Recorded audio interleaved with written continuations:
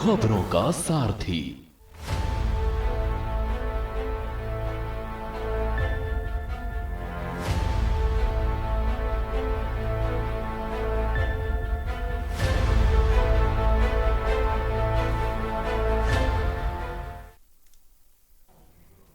नमस्कार दर्शकों, स्वागत आप सभी का के न्यूज के लाइव पर। आपके साथ मैं हूं ऐश्वर्या।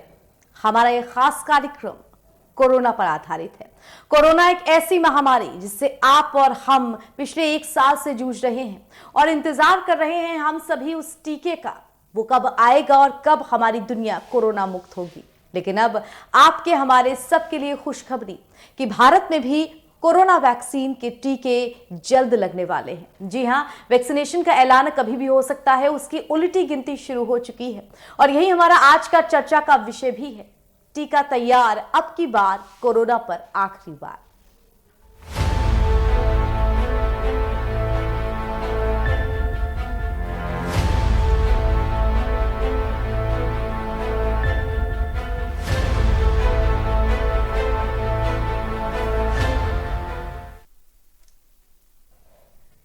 जी हां, केंद्र समेत तमाम राज्य कोरोना टीकाकरण के लिए तैयार हो चुके हैं। उम्मीद की जा रही है कि दिसंबर के आखिर से लेकर के जनवरी के पहले सप्ताह तक या जनवरी की शुरुआत तक टीकाकरण के कार्यक्रम शुरू हो जाएंगे। इन्हीं सब बातों को लेकर के चर्चा करेंगे हम कि कितना तैयार है हमारा राज्य भी इस टीकाकरण के लिए। भारत का सबसे बड़ा जनसंख्या वाला राज्य होने के लिहाज से हमारे साथ डॉक्टर का एक पूरा पैनल जुड़ेगा जिसपे कोरोना और उसके टीके को लेकर के हम चर्चा करेंगे। मगर उससे पहले आइए आप सभी को अपनी एक विशेष रिपोर्ट दिखा देते हैं।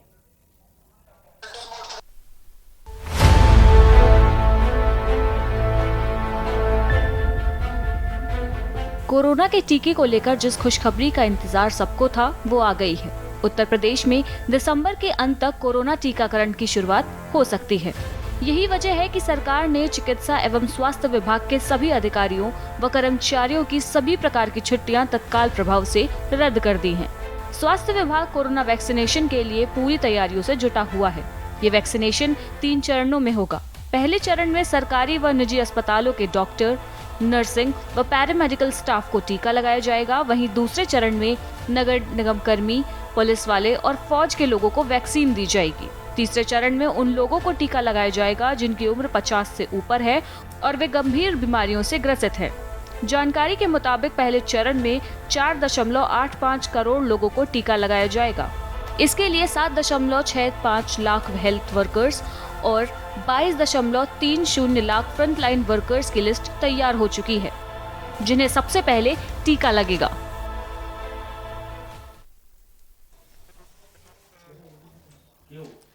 तो कोरोना वैक्सीन को लेकर के अच्छी खबर कि वैक्सीनेशन की उल्टी गिनती अब शुरू हो चुकी है। कभी भी वैक्सीनेशन उसको टीके को लगाए जाने उसका ऐलान हो सकता है। ऐसे में भारत के अलग अलग राज्य अपनी अपनी तरीके से कोरोना वैक्सीनेशन को लेकर के तैयारी कर रहे हैं। हमारी चर्चा केंद्रित रहेगी उत्तर प्रदेश पे। जाहिर सी बात है, करीब करीब 24 करोड़ की आबादी के साथ भारत का सबसे बड़ी जनसंख्या वाला राज्य। ऐसे में यूपी के लिए कितना बड़ा चैलेंज होगा इस कोरोना महामारी से निपटना और कोरोना का ये टीका सही तरीके से लोगों को लगाया जाए, इस बात को लेकर के भी। तो हमारे साथ इस चर्चा में जो सभी डॉक्टर्स जुड़ गए हैं, आइए उन सबका परिचय आपसे करा देते हैं। हमारे साथ डॉक्टर सूर्यकांत त्रिपाठी जी जुड़े हुए हैं। डॉक्टर सूर्यकांत, बहुत बहुत स्वागत हमारी इस चर्चा में। हमारे साथ डॉक्टर तुलिका चंद्रा जी जुड़ी हुई हैं। डॉक्टर तुलिका, बहुत बहुत स्वागत आपका हमारी इस चर्चा में। साथ ही हमारे साथ डॉक्टर एस यादव जी भी कुछ देर में जुड़ जाएंगे, उनका भी तब हम शुक्रिया अदा करेंगे। फिलहाल अपनी शुरुआत डॉक्टर सूर्यकांत आपके साथ हम करते हैं। टीकाकरण का ऐलान लगभग उसकी घोषणा होने वाली है। ऐसा कहा जा रहा है कि दिसंबर के आखिर से जनवरी के फर्स्ट वीक में टीकाकरण का जो कार्यक्रम होगा वो शुरू किया जाएगा। ऐसे में हर राज्य अपनी अपनी तरीके से तैयारी में लगा है, इसमें कोई दो राय नहीं। लेकिन उत्तर प्रदेश के लिए ये कितना बड़ा चैलेंज है, क्योंकि उत्तर प्रदेश जनसंख्या के लिहाज से बहुत बड़ा राज्य है। ऐसे में क्या हमारी तैयारियां थोड़ी ज्यादा होनी चाहिए? जी बिल्कुल ठीक कह रही हैं आप। हमारी तैयारी तो ज्यादा होनी पड़ेगी क्योंकि हम एक प्रदेश ही नहीं है। हमारी, जैसा कि आपने कहा, 24 करोड़ की जनसंख्या है जो दुनिया के 5वें बड़े देश के बराबर आती है। और सबसे बड़ी बात मैं आपको बता दूं, जैसा कि भारत सरकार ने स्पष्ट कर दिया है, भारत के केंद्रीय स्वास्थ्य मंत्री डॉक्टर हर्षवर्धन ने भी स्पष्ट कर दिया है कि सबसे पहले टीका लगेगा हेल्थ केयर वर्कर्स को। जी। तो नेचुरल सी बात है कि हमें एक प्रायोरिटी लिस्ट बनानी है, एक सूची बनानी है, जिसमें सबसे पहले हम हेल्थ केयर वर्कर्स को, फिर फ्रंट लाइन कोरोना वॉरियर्स को, और उसके बाद हम 50 वर्ष से ऊपर के उम्र के जो लोग हैं उनको, और उसके बाद जो बीमार लोग हैं उनको। ये हमारी टॉप प्रायोरिटी की लिस्ट है। तो आप समझिए, एक तो टीकाकरण की तैयारी में सबसे पहले ये समझिए कि हमारे पास जब टीका आते हैं तो हमें उसके स्टोरेज की कैपेसिटी चाहिए। जी। तो कोल्ड स्टोरेज चाहिए। और अगर हमारा स्वदेशी टीका आता है जो भारत बायोटेक का है, जो बेंगलोर के उसमें बनाया जा रहा है, Indian council of medical research और भारत बायोटेक के सहयोग से, स्वदेशी टीका है, बहुत सस्ता है, 100 रुपए की लगभग कीमत है। अगर वो आता है तो उसका स्टोरेज टेम्परेचर हमें चाहिए 2 to 8 डिग्री सेंटीग्रेड। और दूसरी बात है कि 2 डोजेस टीके की लगेगी, और 2 डोजेस 3 से 4 हफ्ते, लगभग 4 हफ्ते का अगर अंतर मान ले तो इसके माने 1 महीने के अंतराल पे 2 डोजे लगेंगे। तो और उसके बाद जो एंटीबॉडी बनती है वो अगले 4 से 6 हफ्ते के बाद बनती है। अर्थात पहला टीका लगने के बाद और इम्यूनिटी होने, तैयार होने के बीच में 2-2.5 महीने का अंतर होता है। तो पहली बात तो आपको टीका लगे, उसमें कोल्ड चेन की हमें तैयारी करनी होगी, हमें स्टोरेज की तैयारी करनी होगी, हमें ट्रांसपोर्ट की तैयारी करनी होगी, हमें प्रायोरिटाइज लिस्ट की तैयारी करनी होगी, हमें हेल्थ केयर वर्कर्स को ट्रेनिंग देना होगा। उनको ट्रेनिंग देने के पश्चात तब हमारी जो प्रायोरिटी लिस्ट है उसके आधार पर टीकाकरण होगा। तो मुझे नहीं लगता कि आम जनता जो मतलब इस कैटेगरी में नहीं आती, यानी ना तो वो कोरोना वॉरियर्स की श्रेणी में आते हैं, ना सीनियर सिटीजन की श्रेणी में आते हैं, ना वो बीमार हैं, तो उनको तो मुझे लगता है कि अगस्त से पहले उनका नंबर नहीं आएगा। तो इसलिए आप अभी जो हमारे सार्वजनिक प्रिकॉशंस हैं, यूनिवर्सल प्रिकॉशंस हैं, कि जैसे मिलने पे नमस्ते करते रहिए, हाथ धोते रहिए, मास्क बाहर निकलने पे लगाते रहिए, और 2 गज की दूरी बनाए रखिए, ये सब या भी आपके लिए यही टीका है, यही बचाव है, और इनका प्रयोग अभी करना पड़ेगा। डॉक्टर, इसके साथ साथ जिन फ्रंटलाइन वर्कर्स को ये टीके दिए जाएंगे, क्या उनमें कोई साइड इफेक्ट तो नहीं हो रहा है, कोई परेशानियां तो नहीं आ रही है? क्या ये चीज भी साइमल्टेनियसली चेक करती भी रखी जाएंगी? देखिए, ऐसा है कि वैक्सीन के डेवलपमेंट की जो स्टेजेस होती है उसमें सबसे पहले सेफ्टी का टेस्ट किया जाता है। तो सेफ्टी के टेस्ट तो वैसे किए जा चुके हैं, और जितनी भी वैक्सीन हैं, 100 से ज्यादा वैक्सीन दुनिया में टेस्ट की जा चुकी हैं। हमारे देश में भी 5-6 वैक्सीन का ट्रायल चल रहा है, और 3 तो बहुत फ्रंट लाइन वैक्सीन है जिनका अभी हाल ही में प्रधानमंत्री जी ने दौरा किया था, चाहे वो बेंगलोर की हो, चाहे वो हैदराबाद की हो, अहमदाबाद की हो, या पुणे की हो जी। इनके फेज 3 क्लिनिकल ट्रायल्स पूरे हो चुके हैं। और सेफ्टी की जहां तक प्रश्न है, तो अभी तक कोई ऐसी रिपोर्टिंग नहीं आई है कि कोई सीरियस एडवर्स रिएक्शन, यानी कोई सीरियस साइड इफेक्ट हो। छोटे मोटे हैं कि भाई थोड़ा बुखार आ सकता है, थोड़ा बहुत खुजली उजली हो सकती है, सिर में दर्द हो सकता है। तो इसीलिए कहा गया है कि आपको टीका लगवाने के बाद भी आधा घंटा उसी फैसिलिटी पर आपको इंतजार करना है। तो इसका मतलब साफ है कि सेफ्टी के बहुत प्रिकॉशंस रखे गए हैं, उसकी पूरी तैयारी की गई है, और इसीलिए टीका लगवाने के आधा घंटे बाद आपको अस्पताल में या जो फैसिलिटी है जहां आप टीका लगवाने गए हैं वहां पर रुकने की भी सलाह दी गई है। तो टीका लगाना और टीके के बाद के साइड इफेक्ट्स, इन सब को देखना बहुत ज़रूरी है। हमारे साथ इस चर्चा में डॉक्टर SNS यादव जी भी जुड़ गए हैं। डॉक्टर यादव, आप तक मेरी आवाज़ पहुंच रही है? लेकर के अब डॉक्टर यादव, टीके को लेकर के अब काफ़ी सकारात्मक बातें आ रही हैं कि अब टीका जल्द ही उसका ऐलान किया जा सकता है कि कब से टीके लगने शुरू हो जाएंगे। हालांकि जैसे हमको डॉक्टर सूर्यकांत ने बताया कि आम आदमी का नंबर अभी कुछ देर में आएगा, लेकिन फिर भी ये खुशी ही बहुत है, ये खबर ही बहुत है कि हाँ, कोरोना जैसी लाइलाज बीमारी जिसने पिछले 1 साल से हम सबको परेशान करके रखा हुआ था, तमाम दुनिया लॉकडाउन में रही, उसका कम से कम टीका तो अब आ चुका है या फिर आने वाला है, हम सबको लगने वाला है। इसे कितना सकारात्मक तरीके से आप देखते हैं डॉक्टर? वैसे कैटेगरी 1 का पहले लगाया जा रहा है, जो जैसा कि हमारे माननीय केंद्रीय स्वास्थ्य मंत्री श्री हर्षवर्धन जी ने कहा है कि शुरू में 2.5 से 3 करोड़ लोगों को ये टीका लगेगा, लेकिन जून तक लगेगा 2.5 से 3 करोड़ लोगों को टीका। लेकिन हमारी आबादी 136 करोड़ है, सोचिए जरा, अगर इसमें जरा भी चूक हो जाए, अगर हम 80-90% वैक्सीनेशन नहीं कर पाएंगे तो ये सफल नहीं हो पाएगा। फिर टीका की सेफ्टी के बारे में, एफिकेसी तो कहते हैं कि 90 से 95% तक एफिकेसी है इसकी, कि इफेक्टिव है 90 to 95% लोगों में। सेफ्टी के बारे में थोड़ा सा कुछ जगहों पर डाउट है। तो हम लोग को जो टीका लगने जा रहा है इस महीने के अंत में या जनवरी से स्वास्थ्य कर्मियों के ऊपर, जैसा कि आपने अखबारों में पढ़ा होगा कि स्वास्थ्य कर्मियों को उत्तर प्रदेश में छुट्टियां रद्द कर दी गई हैं। ट्रेनिंग प्रोग्राम भी डेफिनेटली कुछ जगहों पर चालू हो गए हैं, कुछ जगहों पर जल्दी चालू होने वाले हैं, जितने स्वास्थ्य कर्मी हैं टीका लगाने के लिए।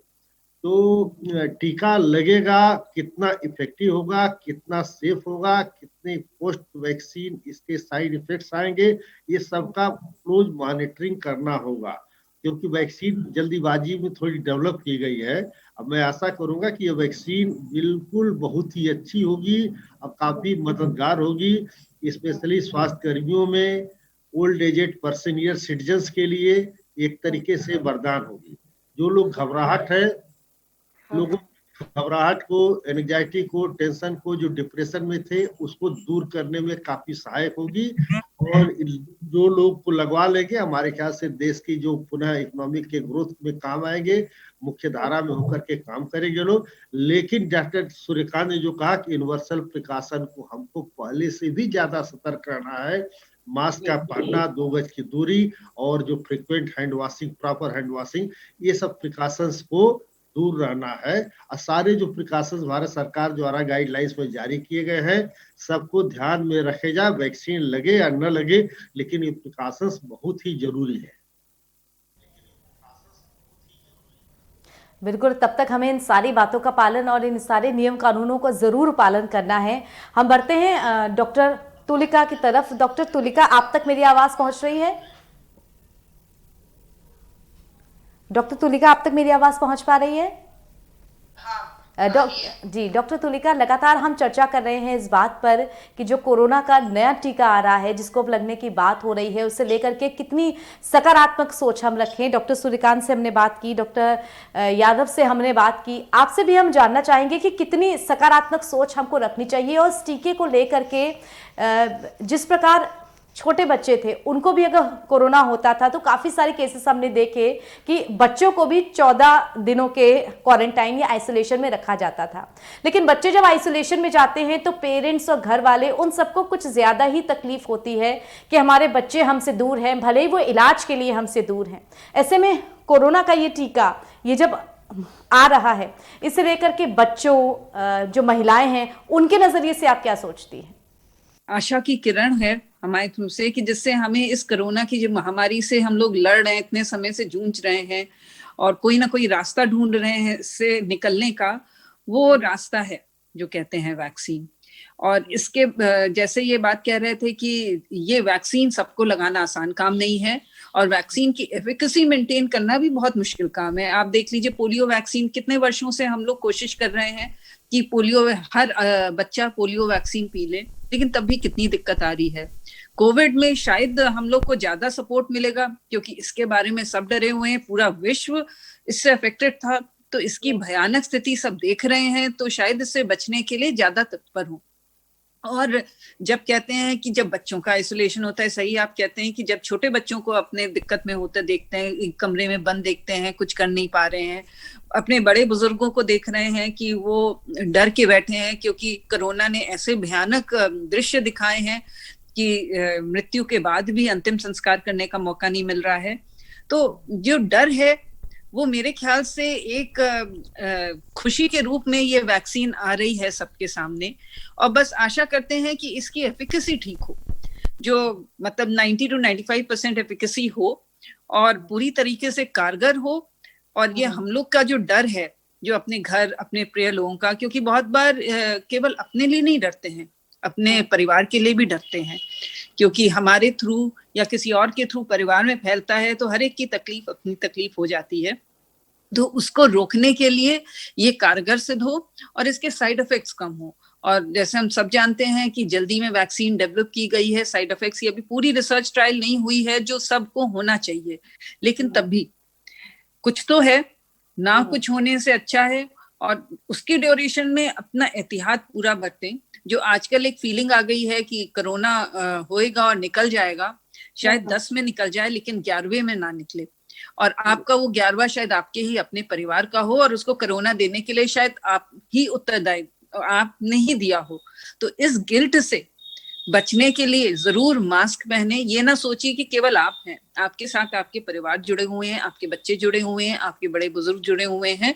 अगर आप मास्क नहीं पहनेंगे, आप कोरोना से संक्रमित होंगे। आप चाहे बच के निकल जाएं, लेकिन आपने अपने शायद इससे ना उभर पाए। इसलिए जरूरी है कि पूरा जो प्रिकॉशंस का काम है, जो मास्क पहनना है, दूरी है, उस चीज को फॉलो करते रहें, क्योंकि वैक्सीन एकदम से सबको लग नहीं जाएगी। पहले हेल्थ केयर वर्कर्स को लगेगी, हो सकता है आगे क्या हो, कारगर हो तो बहुत अच्छा है, हो सकता है ना कारगर हो इतनी जल्दी। तो कोई चीज को छोड़ने वाला नहीं है, ये सोच के निश्चिंत होने वाला नहीं है कि अब वैक्सीन आ गई है, अब हमें कोई प्रॉब्लम नहीं है, क्योंकि इतनी बड़ी आबादी में लगना वैक्सीन ऑलमोस्ट इम्पॉसिबल है सबको लगाना। जैसे हमने बताया, पोलियो जैसी वैक्सीन कितने वर्ष हो गए इसको लगते हुए बच्चों को, लेकिन अभी तक पोलियो इराडिकेट नहीं हो पाया। स्मॉल पॉक्स जो इराडिकेट हुआ वो कितने वर्षों तक वैक्सीन हम लोग ने लगाई है तब इराडिकेट कर पाए हैं। तो ये ना सोचिए कि ये मुश्किल से 3, 4, 6 महीने की बात है, ऐसा नहीं है। आपको बहुत लंबे समय तक अपने प्रिकॉशंस लेने हैं, और डरना है कि नहीं, अगर हम नहीं लेंगे तो हम अपने के साथ साथ अपने साथ वालों को भी संक्रमित कर देंगे, अपने परिवार को संक्रमित कर देंगे, जिसमें हमारे बच्चे हैं, बूढ़े हैं, सब लोग हैं। तो वैक्सीन को सकारात्मक फॉर्म में लेना है कि हाँ, ये हमारे बचने का कारगर उपाय है, लेकिन ये ना सोचें कि ये आज।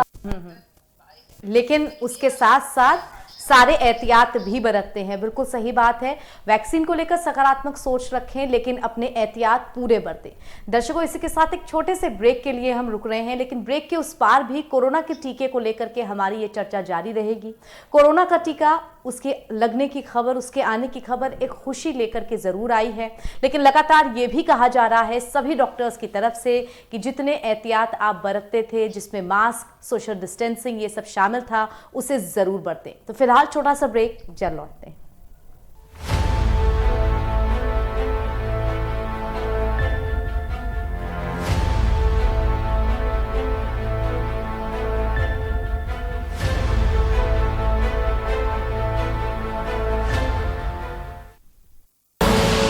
आप देख रहे हैं के न्यूज, खबरों का सारथी।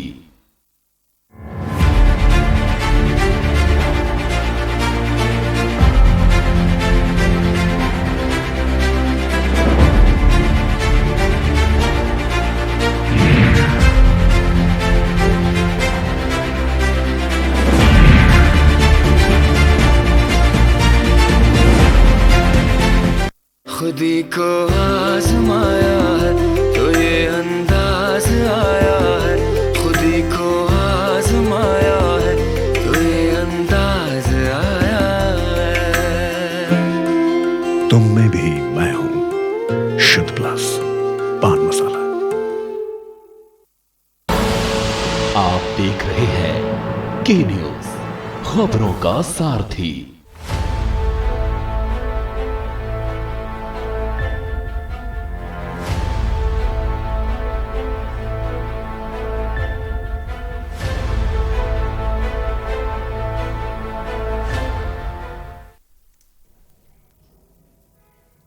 ब्रेक के बाद स्वागत है आप सभी का हमारे इस खास कार्यक्रम में। हम लगातार कोरोना का जो टीका आने वाला है उसे लेकर के चर्चा कर रहे हैं।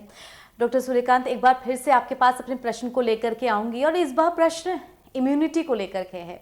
इंडियंस के लिए हर बार अलग अलग तरीके की खबरें छपती हैं अलग अलग अखबारों में कि भारतीयों की यूनिटी बहुत स्ट्रांग है, हमें कोरोना नहीं छू पाएगा, और अपनी स्ट्रांग इम्यूनिटी के चलते अगर कोरोना का टीका देर से भी लगा तो भी हम सब सर्वाइव कर लेंगे। इस इम्यूनिटी को थोड़ा सा समझना चाहूँगी, क्या वाकई ये जो खबरें आ रही हैं ये सही हैं, या किस तरह की इम्यूनिटी है इंडियंस की?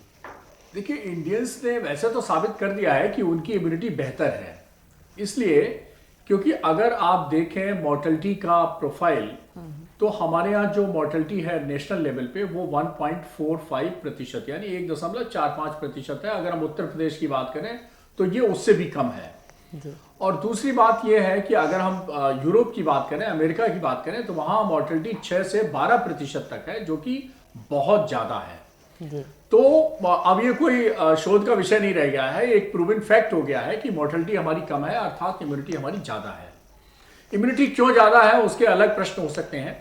हमारा खान पान हो सकता है, हमारा रहन सहन हो सकता है, हमारी दिनचर्या हो सकती है, हमारी जिजीविषा हो सकती है, बहुत सारे फैक्टर्स हो सकते हैं। एक और थ्योरी चल रही है कि हमारे यहाँ टीबी का टीका लगता है जी। और इस टीबी का टीका यानी पीपीडी के कारण, इस वैक्सीन के टीबी का टीका यानी बीसीजी के कारण, इस बीसीजी वैक्सीनेशन जो हमारा यूनिवर्सल इम्यूनाइजेशन प्रोग्राम है उसका हिस्सा है।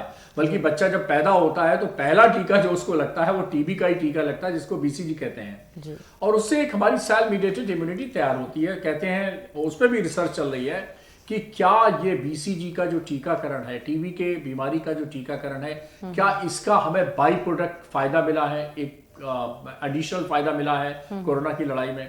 तो अभी हम कह नहीं सकते, लेकिन हाँ इम्यूनिटी हम दर्शकों को बता दें कि इम्यूनिटी क्या चीज है। शरीर की वो क्षमता जिसके कारण हम बीमारियों से लड़ते हैं, ये हमारी इम्यूनिटी कहलाती है।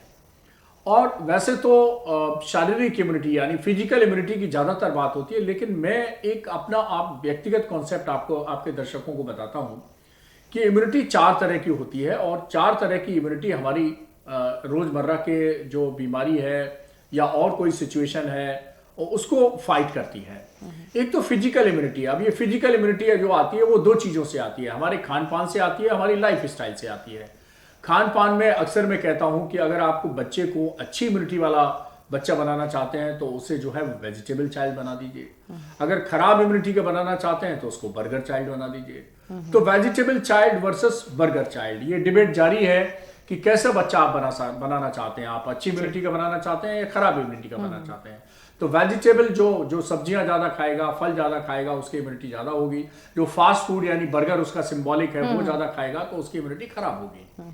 दूसरा है कि अगर आप इम्यूनिटी अच्छी चाहते हैं तो उसको एक्टिव चाइल्ड बना दीजिए, अगर नहीं चाहते हैं तो उसको इनएक्टिव चाइल्ड बना दीजिए। अगर बच्चा एक्टिव चाइल्ड होगा तो उसकी इम्यूनिटी अच्छी होगी, इनएक्टिव होगा, एक्टिव नहीं होगा तो उसकी इम्यूनिटी अच्छी नहीं होगी। ये फिजिकल इम्यूनिटी की बात है। तो थोड़ा बहुत एक्टिविटी यानी थोड़ा बहुत एक्सरसाइज, थोड़ा बहुत फिजिकल आपकी एक्टिविटी, ये आपकी इम्यूनिटी को बढ़ाता है। दूसरी चीज होती है कि आपकी मेंटल इम्यूनिटी। मेंटल इम्यूनिटी ये होती है कि कितने मेंटली आप स्ट्रांग हैं। आपका मेंटल इम्यूनिटी यानी हम हिंदी में कहें तो आत्मबल, यानी कितना आत्मबल आपका ज्यादा है। ये मेंटल इम्यूनिटी आपकी आती है, वो आती है आपको मेडिटेशन करने से, ध्यान करने से, चुनौतियों से लड़ने से, आपको चिंतन करने से, मनन करने से, और पॉजिटिव आपके थॉट्स हैं। अगर आपके अंदर नेगेटिविटी भरी हुई है तो मेंटल इम्यूनिटी नहीं आएगी। आप तुरंत जरा सी विषम परिस्थिति आई नहीं कि आप घबरा जाएंगे। तो ये जो मेंटल इम्यूनिटी आती है वो आती है कि आप कितने आपके पॉजिटिव हैं और कितने आप डिसीजन ले सकते हैं, आपके अंदर निर्णय लेने की क्षमता कैसी है। इन सब चीजों से मेंटल इम्यूनिटी बढ़ती है। तीसरी इम्यूनिटी जो मैं कहता हूं वो स्पिरिचुअल इम्यूनिटी है। स्पिरिचुअल इम्यूनिटी कैसे आती है? जैसे अभी देखा होगा कोविड काल में लोगों ने खूब सेवा की, तो चैरिटेबल वर्क जब आप कहते हैं तो आपके अंदर एक स्पिरिचुअल इम्यूनिटी आती है। एक आध्यात्मिक एक पैशन डेवलप होता है आपके अंदर कि नहीं, कोई विपरीत परिस्थिति आए ईश्वर हमें बचाएगा। तो इस तरह की आपके ईश्वर में जो लगाव है, उसके कारण भक्ति है, उसके कारण अच्छे लोगों, सज्जन लोगों का जो साथ है, जिसको हम संगति कहते हैं, सद्भाव कहते हैं, दूसरों की सेवा करने में, बुजुर्गों की सेवा करने में, घर का जो बड़े बुजुर्ग हैं उनके ध्यान रखने में, उनकी केयर करने में, ये सब स्पिरिचुअल इम्यूनिटी आती है। और लास्ट इम्यूनिटी है ऑर्गन स्पेसिफिक इम्यूनिटी। तो हमें इस कोरोना में सबसे ज्यादा प्रभावित अंग कौन सा है? फेफड़े का।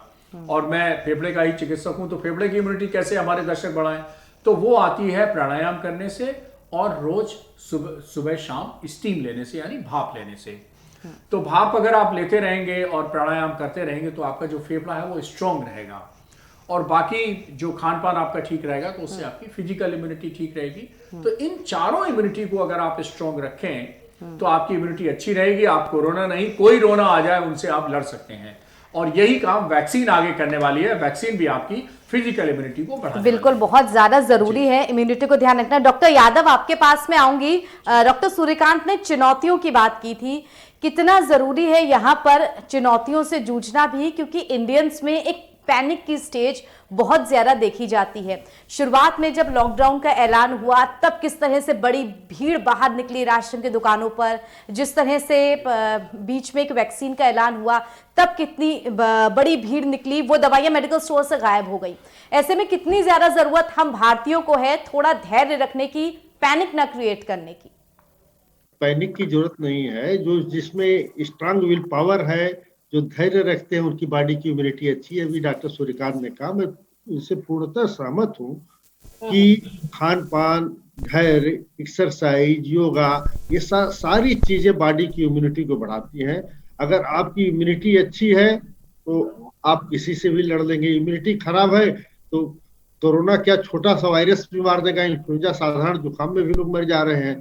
तो ये चीजें हैं, हम लोग खुद भी अनुभव भी हम लोग का ये बता रहा है कि कोरोना में जिनकी विल पावर स्ट्रांग थी, भले 90 साल के 95 साल के रहे हो, वो बिल्कुल बच गए, स्वस्थ होकर आज भी जी रहे।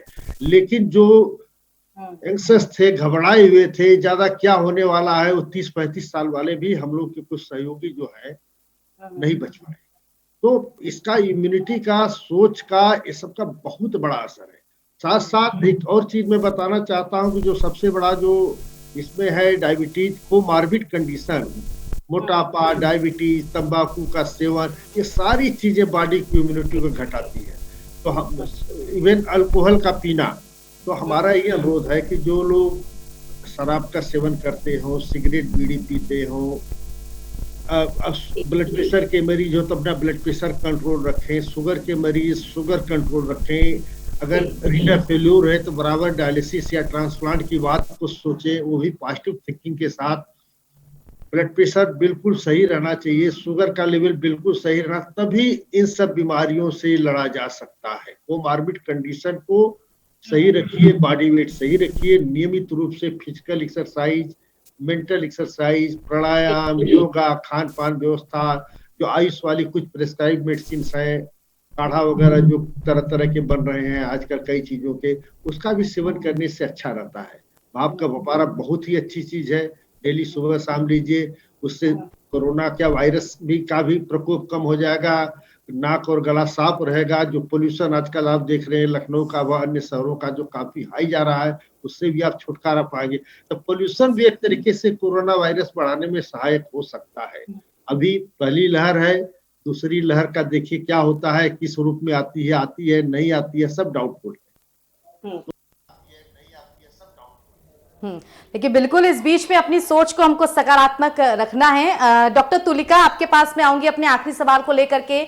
बहुत जल्दी में विदेशों में जहां सबको टीके लग रहे हैं, चाहे हम यूरोपियन कंट्रीज की बात करें चाहे अमेरिका की, वहां की जलवायु और हमारी जलवायु में बहुत ज्यादा फर्क है। ऐसे में ये टीका जो अब बन करके आ रहा है, कितने सकारात्मक इसके नतीजे होंगे, आप क्या कहती हैं इस पर? बन के आ रहा है, आप ये कहती हैं जलवायु में फर्क है, उसमें तो एक देखा जाए तो कहीं ना कहीं हमें फायदा है। हम बहुत ही मुश्किल कंडीशन में रहने में, अडाप्ट करने में आदी हैं एज कम्पेयर टू विदेश, जहाँ पे देखिए पानी भी बिल्कुल साफ है, हवा भी बिल्कुल साफ है, थोड़ा सा भी बीमारी उनके लिए बहुत बड़ी बीमारी बन जाती है। लेकिन हमारे यहाँ शायद कुछ ऐसा है कि बहुत ज्यादा पॉपुलेशन है, तो शायद इतनी स्वच्छता नहीं है, तो जिसकी वजह से हमारे अंदर कुछ नेचुरल इम्यूनिटी डेवलप हो ही गई है जो इन बीमारियों से लड़ने में सक्षम है। तो जब ये कोविड का टीका आएगा तो ये कोविड की बीमारी के लिए होगा। तभी देखिए हमारे यहाँ इंडिया में मोर्टेलिटी रेट और विदेशों से बहुत कम है कोविड का भी, जबकि पॉपुलेशन इंडिया की बहुत ज्यादा है। आपने इटली की बात सुनी होगी कि कितने लोग वहां पे मर गए, कितना पॉपुलेशन, इंग्लैंड में कितने हो गए, लेकिन इंडिया में जिसकी आबादी उससे बहुत ज्यादा है और एरिया बहुत कम है और बहुत क्लोजली पॉपुलेटेड लोग हैं, उसके बावजूद यहाँ पे मोर्टेलिटी रेट कम है। उसका कारण ये है शायद कि जो हमारी जो इनबॉर्न इम्यूनिटी है वो अच्छी है, जिसकी वजह से हम छोटे मोटे जो प्रॉब्लम्स हैं वो सह जाते हैं। और तो इसलिए जो कोविड की वैक्सीन आएगी हमारे लिए तो फायदा ही करेगी, हमारा शायद ही कोई नुकसान नहीं करेगी, और आशा करते हैं कि साइड इफेक्ट्स भी कम हो, क्योंकि हमारे बॉडी में हर तरह की प्रॉब्लम सहने की क्षमता कहीं ज्यादा अधिक है। बिल्कुल, शायद इंडियंस की इम्यूनिटी बहुत ज़्यादा अच्छी है। जो हमने सारे डॉक्टर से सुना, शायद यही वजह है कि हमें शायद अपनी सोच भी सकारात्मक रखनी चाहिए कि ये टीका भारत में ज़रूर कारगर होगा। डॉक्टर तुलिका, बहुत बहुत धन्यवाद आपका हमारे साथ जुड़ने के लिए। डॉक्टर यादव, आपका भी बहुत धन्यवाद हमारे साथ जुड़ने के लिए। डॉक्टर सूर्यकांत त्रिपाठी, बहुत बहुत शुक्रिया हमारे साथ यहाँ पर जुड़ने के लिए। दर्शकों, कोरोना का टीका एक सकारात्मक खबर, एक खुशखबरी जरूर लेकर के आया है, लेकिन सतर्क रहने की अभी भी बहुत ज्यादा जरूरत है। ऐसे में फिलहाल मुझे इजाजत दीजिए। इस चर्चा से और देश दुनिया की तमाम खबरों के लिए जुड़े रहिए के न्यूज के साथ। और साथ ही साथ आइए आप सभी को दिखाते हैं कि दिल्ली से सीएम केजरीवाल क्या कह रहे हैं।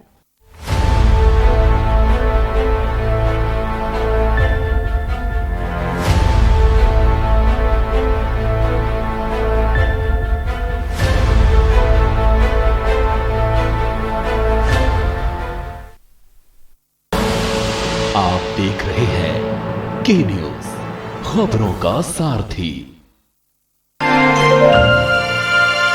उत्तर प्रदेश के विकास को गति दे रहे हैं नए एक्सप्रेसवे तथा हवाई अड्डे। सरकार उत्तर प्रदेश के हर एक गांव, कस्बों और शहरों को आपस में जोड़ने के लिए अविकसित क्षेत्रों में Purvanchal expressway, Bundelkhand expressway, Gorakhpur expressway तथा गंगा एक्सप्रेसवे जैसे बड़े बड़े इंफ्रास्ट्रक्चर प्रोजेक्ट्स पर युद्ध स्तर पर कार्य कर रही है।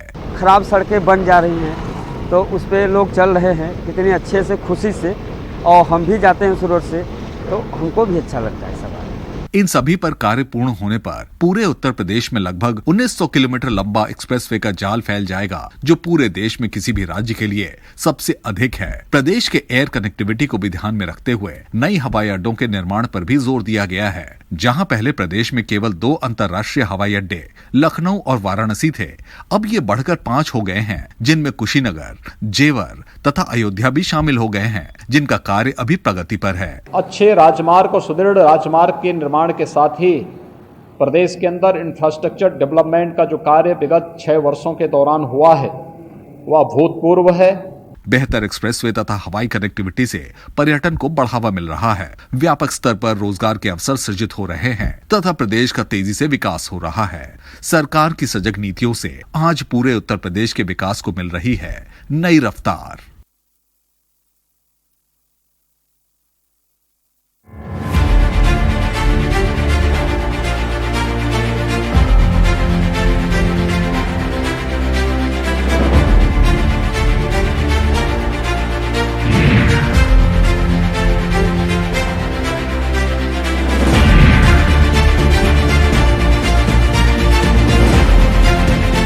करें अपने जीवन को कृतार्थ, सुने श्रीमद् भागवत कथा रोज प्रातः 6:30 बजे मेरे साथ सिर्फ के न्यूज इंडिया।